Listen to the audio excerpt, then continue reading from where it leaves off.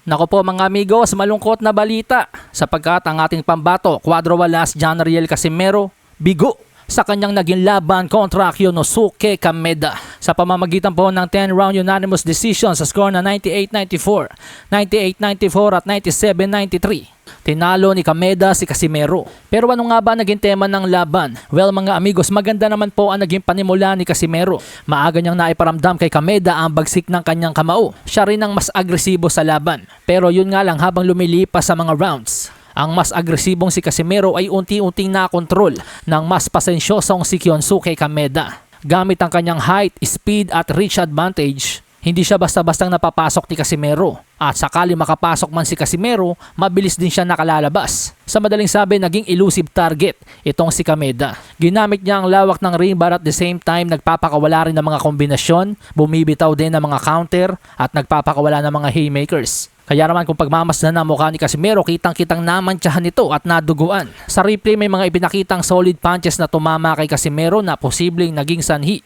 ng pagdurugo ng kanyang kanang mata. May pamamagari na makikita sa kanyang cheekbones. Palatandaan na talagang pinag-aabotan din siya. At dahil sa panahon ngayon mga amigos, mas pinapaboran na nga po ng mga hurado ang mga boksingerong mas madiskarte kaysa sa mga mas agresibo.